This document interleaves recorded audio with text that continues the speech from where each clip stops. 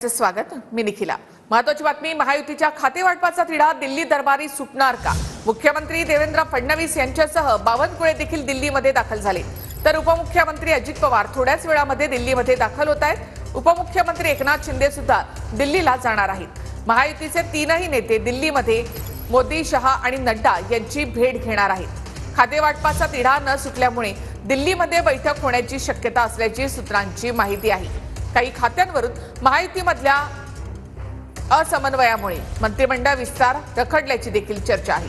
अद्याप भाजपची देखील यादी फायनल नाही अशी माहिती सूत्रांकडून मिळते, तर येत्या 1 ते 2 दिवसात विस्तार होणार असल्याचा दावा शिरसाटांनी केला आहे।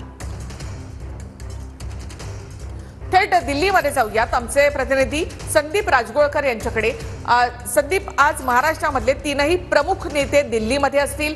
खातेवाटप अद्याप झालं नाही, 14 तारखेला शपथविधी होणार अशी चर्चा होती, मात्र अद्याप खातेवाटपासंदर्भात कोणतीही माहिती नाही। अगदी बरोबर आहे। महाराष्ट्रातलं खातेवाटप अजून रखडलेलं आहे निखिला, आपल्याला माहिती आहे। आणि त्यानुसार आत्ता पाहायला गेले तर आत्ताचे अपडेट्स असे आहेत, मुख्यमंत्री देवेंद्र फडणवीस हे दिल्लीत दाखल झालेले आहेत। अजित पवार उपमुख्यमंत्री यांचं विमान अजून दिल्लीत दाखल व्हायचं आहे आणि उपमुख्यमंत्री दुसरे एकनाथ शिंदे हे सध्या तरी मुंबईतच आहेत। ते दिल्लीला येतील की नाही याबाबत अजूनही साशंकता आहे। खरं तर शपथविधी झाल्यानंतर पहिल्यांदा मुख्यमंत्री महाराष्ट्राचे दिल्लीत येत आहेत। प्रोटोकॉलनुसार 5 महत्त्वाच्या व्यक्तींना मुख्यमंत्री देवेंद्र फडणवीस हे भेटणार आहेत। त्यामध्ये सगळ्यात पहिल्यांदा राष्ट्रपती, मग उपराष्ट्रपती, पंतप्रधान मोदी, त्यानंतर केंद्रीय गृहमंत्री अमित शाह आणि त्यांच्या पक्षाचे राष्ट्रीय अध्यक्ष JP नड्डा।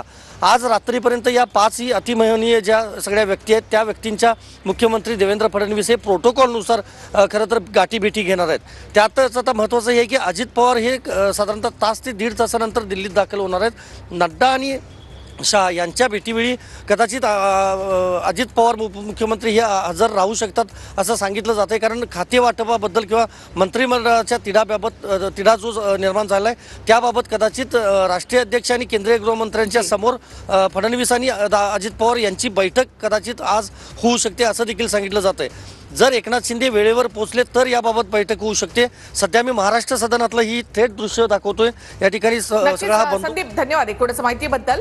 तर मुख्यमंत्री देवेंद्र फडणवीसांसह बावनकुळे दिल्लीमध्ये आहेत, अजित पवार पोहोचत आहेत, तर एकनाथ शिंदे देखील दिल्लीमध्ये आता पोहोचत आहेत। महायुतीच्या खातेवाटपाचा तिढा दिल्ली दरबारी सुटणार का? मुख्यमंत्री देवेंद्र फडणवीस, अजित पवार, एकनाथ शिंदेंचा दिल्ली दौरा। दिल्लीत फडणवीस, शिंदे, अजित पवार, पंतप्रधान नरेंद्र मोदींची भेट घेण्याची शक्यता आहे। भाजपमधील मंत्रिपदाची नावं निश्चित करण्यासाठी फडणवीस बावनकुळे JP नड्डांना देखील भेटण्याची शक्यता आहे। महाराष्ट्र भाजपनं ज्या मंत्र्यांची नावं निश्चित केली आहेत ती नावं बावनकुळे फडणवीस पक्षश्रेष्ठींकडे देऊ शकतात। देवेंद्र फडणवीस, अजितदादा, शिंदेंची अमित शहा, नड्डांसोबत एकत्र बैठक होणार आहे। आजच्या दिल्लीतील बैठकीनंतर खातेवाटपाचा तिढा सुटण्याची दाट शक्यता आहे। आज सकाळी सागर बंगल्यावर देवेंद्र फडणवीस, अजित पवारांमध्ये अर्धा तास चर्चा झाली आहे, तर मंगळवारी फडणवीस, शिंदे, अजित पवारांची 1 तास बैठक झाल्याची माहिती सूत्रांनी दिली आहे। मेघदूत बंगल्यावर रात्री 1:30 वाजता उशिरा खातेवाटपावर बैठक झाल्याचंही सूत्र सांगतात। भाजप प्रदेशाध्यक्ष बावनकुळेंनी काल एकनाथ शिंदेंची भेट घेतली आहे, तर मंत्रिमंडळ विस्तारावर बावनकुळे शिंदेंमध्ये तब्बल 1 तास चर्चा झाल्याचीही माहिती आहे। एकनाथ शिंदेजी शिवसेनेचे सन्माननीय अध्यक्ष आहेत आणि मी भारतीय जनता पार्टीचा अध्यक्ष आहे।